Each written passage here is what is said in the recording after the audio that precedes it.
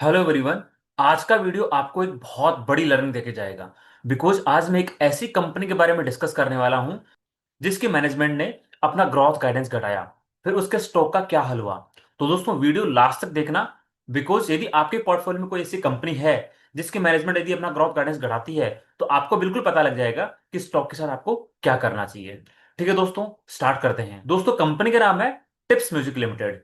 दोस्तों वीडियो में आगे बढ़ने से पहले मैं आपको बता दूं कि टिप्स म्यूजिक लिमिटेड करती क्या है। टिप्स म्यूजिक लिमिटेड अपने पास में एक बहुत बड़े सॉन्ग्स का लाइब्रेरी बना के रखती है।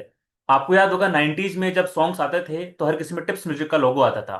मतलब टिप्स म्यूजिक ने 90s के सॉन्ग में अराउंड 50% जो सॉन्ग्स थे उनको अपने लाइब्रेरी में परचेज कर लिया, मतलब उनके सेलिंग राइट्स खुद के पास में रख लिए। एंड उसके बाद में ईयर ऑन ईयर बहुत सारे सॉन्ग्स अपने लाइब्रेरी में ऐड करती गई। एंड दोस्तों इनको रेवेन्यू किस तरह से आता है, जैसे टिप्स म्यूजिक की लाइब्रेरी में जो सॉन्ग्स थे यदि यूट्यूब पे चलते हैं, स्पॉटिफाई पे चलते हैं, गाना पे चलते हैं, जियो साउंड पे चलते हैं, तो वहां पे जो रेवेन्यू बनता है इन कंपनीज का उसमें से एक बड़ी हिस्सेदारी टिप्स म्यूजिक को जाती है। एंड साथ में टिप्स म्यूजिक का खुद का यूट्यूब चैनल है जहां पे बहुत सारे मिलियन सब्सक्राइबर हैं, 80 से 90 मिलियन सब्सक्राइबर है। वहां पे इनकी खुद की लाइब्रेरी के बहुत सारे सॉन्ग्स पड़े हुए हैं। जब वो यूट्यूब पे चलते हैं तो वहां पे जो एड रेवेन्यू आता है वो डायरेक्टली टिप्स म्यूजिक को जाता है। तो दोस्तों ये हमने एक बेसिक डिस्कस किया कि टिप्स म्यूजिक का बिजनेस मॉडल क्या है। अब दोस्तों एक बार डिस्कस करते हैं इनके जो Q2 के रिजल्ट आए हैं वो किस तरह के आए हैं, और मैनेजमेंट की जो लास्ट टाइम कमेंट्री थी FY 25 कंप्लीट होने के बाद जो कॉन्फ्रेंस कॉल करी थी उसमें क्या कमेंट्री थी और किस किस तरह से आगे बिजनेस का एक्सिक्यूशन हुआ। तो दोस्तों मैं आपको आगे बढ़ने से पहले बता दूं कि जो FY 25 कंप्लीट होने के बाद में जो कॉन्फ्रेंस कॉल हुई थी, जो इन्वेस्टर कॉल हुई थी, उसमें टिप्स म्यूजिक के मैनेजमेंट ने अपना जो ग्रोथ गाइडेंस रखा था वो रखा था 30% का। मतलब टॉप लाइन में ग्रोथ 30% की और प्रॉफिट में ग्रोथ 30% की। उस टाइम पे टिप्स म्यूजिक का शेयर अराउंड लगभग 650 के आसपास, 700 के आसपास ट्रेड होता था और लगभग 50 से 55 का प्राइस टू अर्निंग रेशियो था। उसके बाद दोस्तों Q1 के रिजल्ट्स आए। दोस्तों Q1 के रिजल्ट में जो इनका गाइडेंस था 30% का, इनका रेवेन्यू केवल 19% से ग्रोथ हुआ और इनका जो प्रॉफिट था वो केवल 4% से ग्रोथ हुआ। मतलब आपने गाइडेंस दिया 30% का, ग्रोथ हुई रेवेन्यू में 19% की, प्रॉफिट का गाइडेंस था 30% का और प्रॉफिट में ग्रोथ हुई केवल 4 से 5% की। उसके बाद में मैनेजमेंट ने जब कॉन्फ्रेंस कॉल किया Q1 के रिजल्ट के बाद में, तो मैनेजमेंट ने बोला कि हम लोग हमारा ग्रोथ गाइडेंस घटा रहे हैं और उसको 30% से घटा के 20% कर दिया, जिसकी वजह से टिप्स म्यूजिक के शेयर को बहुत पिटा गया और टिप्स म्यूजिक का स्टॉक 700 से गिर के लगभग 550 के आसपास में आ गया था।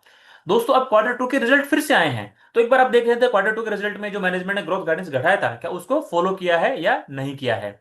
दोस्तों Q2 FY 25 में जो कंपनी का रेवेन्यू था वो था 80.6 करोड़, मतलब लगभग 81 करोड़ के आसपास। इस साल Q2 FY 26 में जो रेवेन्यू रिपोर्ट किया है वो समथिंग 89.2, मतलब 89 करोड़ के आसपास।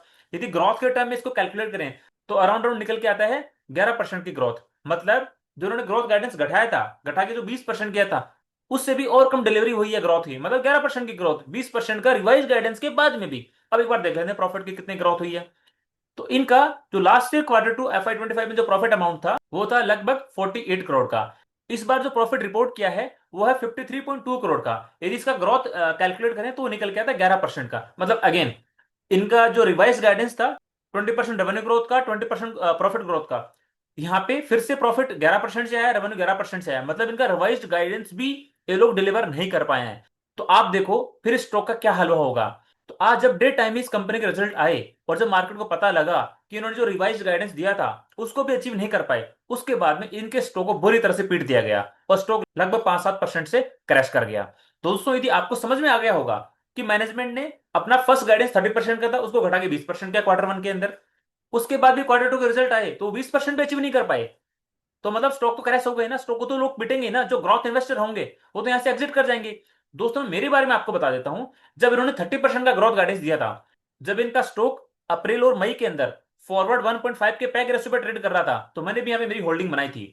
बट जैसे ही Q1 के रिजल्ट आए और मैनेजमेंट ने अपना ग्रोथ गाइडेंस घटाया तो मेरा तो डायरेक्टली कैलकुलेशन बिगड़ गया कि भाई मैंने तो 30% का ग्रोथ इंजन समझ के इसको मेरे पोर्टफोलियो में ऐड किया था। बिकॉज मेरे पोर्टफोलियो में जो स्टॉक्स है उन सबका रेवेन्यू ग्रोथ 25% से ऊपर है। 25% से नीचे ग्रोथ करने वाले हार्डली मैं एक दो या तीन से रखा हूं जो बहुत बड़े you can say blue chip type of companies है। तो मैं कहना चाहता हूं कि जैसे ही मेरे को पता लगा कि इनके मैनेजमेंट ने अपना ग्रोथ गाइडेंस घटा दिया है, 30% से घटा के 20% कर दिया है और उसके बाद प्रॉफिट की डिलीवरी भी 4 से 5% की थी क्वार्टर में, तो दोस्तों मैंने लॉस के अंदर मेरी पोजीशन एग्जिट कर ली थी। बिकॉज मेरा ऐसा मानना है मैं इस उम्मीद में बिल्कुल भी नहीं रहूंगा कि वापस से इस कंपनी में रेवेन्यू ग्रोथ अच्छी वाली आएगी और वापस से प्रॉफिट अच्छा आएगा और मेरा स्टॉक प्राइस ऊपर भाग जाएगा। आप दोस्तों खुद सोचो कि जब मैनेजमेंट ही बुलिश नहीं है, जब मैनेजमेंट ही बोल रही है कि हमारा ग्रोथ गाइडेंस हम लोग डाउन कर रहे हैं, हमारा रेवेन्यू 30% या 20% आएगा, तो मैं क्यों उम्मीद लगा के रखूं कि 30% से कभी ग्रोथ करेगा ये वाला बिजनेस। आप समझ रहे हो मेरी बात। तो दोस्तों इन समरी में कहना चाहता हूं कि जैसे ही यदि कोई कंपनी का ग्रोथ गाइडेंस घटता है, उसके बाद में जो ग्रोथ इन्वेस्टर होते हैं वो वहां से एग्जिट करने की कोशिश करते हैं और स्टॉक प्राइस बुरी तरह से पिट जाता है। दोस्तों कुछ और नंबर है इस कंपनी के, वो एक बार देख लेते हैं। यस दोस्तों, आप यहां पे देख पा रहे होंगे कि FY 22, 23, 24, 25 तक ये कंपनी कंसिस्टेंटली अपने प्रॉफिट में अराउंड अराउंड 30% का प्रॉफिट ग्रोथ कर रही थी। यू कैन से 25 से 30% का प्रॉफिट ग्रोथ कर रही थी। जब इनका कॉन्फ्रेंस कॉल हुआ था FY 25 के Q4 के रिजल्ट के बाद में, तो इनका गाइडेंस वहां पे कॉन्स्टेंट था कि हम लोग अभी भी 30% से ग्रोथ करेंगे। भाई जिस कंपनी ने लास्ट के 3 ईयर्स में कंटिन्यूअसली 25 से 30% की प्रॉफिट ग्रोथ डिलीवर करी है, तो वो फिर से अपना ग्रोथ गाइडेंस 25 से 30% का देगा, तो ऑब्वियसली वहां पे तो कंसिडर इंसान कर ही लेगा ना, क्या उन्होंने तो ऑलरेडी पहले भी डिलीवर किया है तो अभी भी डिलीवर कर देंगे। बट ये साफ साफ एक धोखा निकला Q1 के रिजल्ट के बाद में, और जैसे भी Q2 के रिजल्ट आए हैं उसमें तो और ही इनकी बुरी हालत हो गई है। मतलब 20% भी अचीव नहीं कर पाए, वो 11% पे अटक गए हैं। तो दोस्तों मतलब मेरा ऐसा कहना है कि ऐसे बिजनेस से हमेशा दूर रहना चाहिए। जैसे आपको पता लगे कि मैनेजमेंट अपना ग्रोथ गाइडेंस घटा रहा है और बिजनेस सही ट्रैक पे नहीं जा रहा है एज पर गाइडेंस, तो उस बिजनेस से एग्जिट कर लेना चाहिए। हो सकता है आपको 5-15% का लॉस बुक करना पड़े, बट उस कैपिटल को निकाल के आपको उस बिजनेस में शिफ्ट कर देना चाहिए, या फिर उस कंपनी के शेयर में शिफ्ट कर देना चाहिए जहां पे कंपनी का रेवेन्यू यू कैन से 25, 30, 35% से ग्रोथ हो रहा हो और वहां पे फॉरवर्ड पैक भी 1 से 1.5 के बीच में लग रहा हो।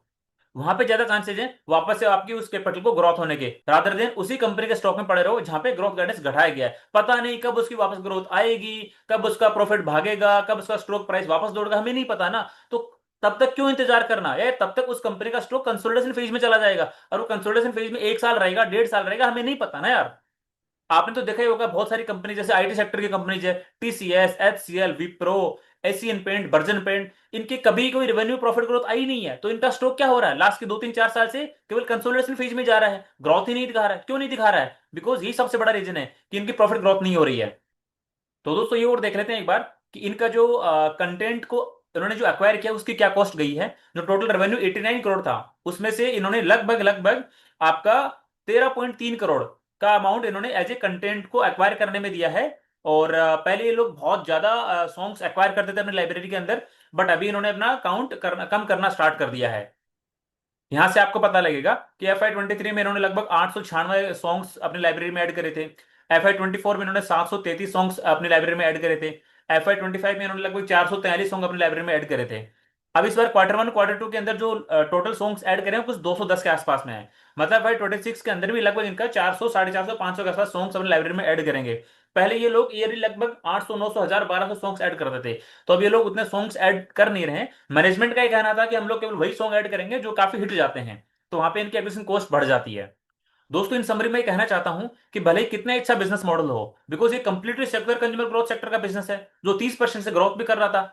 जो हमारे जितने भी शॉर्टलिस्टिंग पैरामीटर हैं, क्राइटेरियाज हैं किसी स्टॉक को शॉर्टलिस्ट करने के, सब में फुलफिल हो रहा था लगभग अप्रैल वाला जो इनका कॉन्फ्रेंस कॉल हुआ था उसके बाद में। बट जैसे ही Q1 के रिजल्ट आए, अभी जैसे Q2 का रिजल्ट आए, तो ये बिजनेस उन क्राइटेरिया से दूर जाने लगा। इनकी सेल्स प्रॉफिट ग्रोथ 20% से नीचे आने लग गई, इनका मैनेजमेंट का गाइडेंस घटने लग गया। तो कैसे इस बिजनेस में कॉन्फिडेंस बन पाएगा, कैसे इस कंपनी के स्टॉक प्राइस में कॉन्फिडेंस बन पाएगा? हाँ, यदि मैनेजमेंट आके ही बोले कि यार हमारा ये वन टाइम है, हम लोग नेक्स्ट टाइम से बहुत अच्छे से कर लेंगे, तो हो सकता है एक क्वार्टर का पेशेंस दिया जाए। बट मैनेजमेंट ने तो डायरेक्ट आके यही बोल दिया था कि हम लोग 30% से नहीं 20% से ग्रोथ करेंगे, और उल्टा की प्रॉफिट ग्रोथ इनकी 4% की आई थी। इस बार अभी Q2 में क्या आया, लगभग वापस 11% का रेवेन्यू ग्रोथ, 11% का प्रॉफिट ग्रोथ। तो दोस्तों मैं तो इस बिजनेस में बिल्कुल नहीं रहूंगा जहां पे मैनेजमेंट अपना ग्रोथ गाइडेंस घटाती है और उससे रेवेन्यू ग्रोथ भी घटता है, प्रॉफिट ग्रोथ भी घटता है। उसके बाद में यदि उसका स्टॉक प्राइस काफी हाई पी पे ट्रेड हो रहा था, तो वो स्टॉक प्राइस काफी दिनों तक उसी रेंज में घूमता रहेगा, कंसोलिडेट करता रहेगा, उस स्टॉक का प्राइस वापस ऊपर नहीं जाएगा। क्यों नहीं जाएगा? बिकॉज उस कंपनी के बिजनेस में उतनी ग्रोथ ही नहीं है जो पहले ग्रोथ हुआ करती थी। लाइक आई थिंक आप समझ पा रहे होंगे जो मैं आपको कहना चाहता हूं कि जब तक किसी बिजनेस में हाई ग्रोथ है, तब तक उस बिजनेस के शेयर के साथ में आप रहो। जैसे ही मैनेजमेंट अपना ग्रोथ गाइडेंस घटाता है या फिर ग्रोथ आपकी डाउन आ जाती है, तो जो कैलकुलेशन हमने करी होती है कि अराउंड 25, 30, 35% से सेल्स ग्रोथ और इसी के अकॉर्डिंग हमारी प्रॉफिट ग्रोथ रहेगी, उसी के अकॉर्डिंग हमारा जो फॉरवर्ड पैक रेशियो निकल के आएगा 1 से 1.5 के बीच निकल के आएगा। जब तक आपकी कैलकुलेशन बैठती है तब तक उस कंपनी के शेयर के साथ रहो। जब ये कैलकुलेशन फेल हो जाती है तो उस कंपनी के शेयर से तुरंत एग्जिट करो, कैपिटल को सेव करो। पहले उस कैपिटल को सेव करना सीखो। लोग इस इंतजार में चले जाते हैं कि आज से 5% गिरा है, कल वापस 2% उठ जाएगा, तीसरे दिन वापस 2% उठ जाएगा, ऐसा नहीं होता है दोस्तों। शेयर गिरता, हमें नहीं पता ना कि उस खराब रिजल्ट के कारण कितने ग्रोथ इन्वेस्टर उस कंपनी के शेयर से बाहर निकलेंगे, और वो शेयर कब तक गिरता रहेगा हमें नहीं पता है। तो हम लोग इंतजार करते नहीं बैठे रह सकते कि हम लोग आज नहीं 3 दिन बाद में शेयर से बाहर होंगे, आज नहीं हम लोग 15 दिन बाद शेयर से, 15 दिन बाद में शेयर से बाहर होंगे, नहीं। पहले अपने कैपिटल को प्रोटेक्ट करो। हाँ, उसके बाद में आपको जो गुस्सा आएगा, आपका रोना धोना होगा, बाद में कर लेना। पहले कैपिटल को तो प्रोटेक्ट कर लो। कैपिटल को प्रोटेक्ट करने के बाद में आप चाहे रोना धोना कर लेना, और उसके बाद में एक नई अपॉर्चुनिटी ढूंढना और वहां पे जाके अपने कैपिटल को डिप्लॉय कर देना, ताकि जिस अच्छे बिजनेस में आपने अपनी कैपिटल डाली है वो वापस ग्रो कर सके।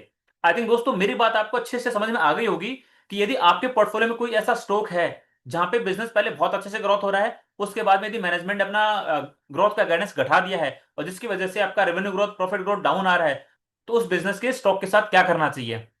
ठीक है दोस्तों, आज की वीडियो में इतना ही। यदि आपको वीडियो पसंद आया है तो लाइक जरूर करना, एंड दोस्तों चैनल को सब्सक्राइब करना बिल्कुल मत भूलना। बिकॉज अभी Q2 का अर्निंग सीजन स्टार्ट हो चुका है, बहुत सारे कंपनीज के रिजल्ट आएंगे, उसमें से जो हाई ग्रोथ बिजनेस होंगे उनकी वीडियोस बना के मैं यहाँ पे अपलोड करने वाला हूँ, जिससे आपको बहुत बड़ी हेल्प मिलेगी अपने पोर्टफोलियो को रिस्ट्रक्चर करने में। ठीक है दोस्तों, मिलते हैं नेक्स्ट वीडियो में। Thank you.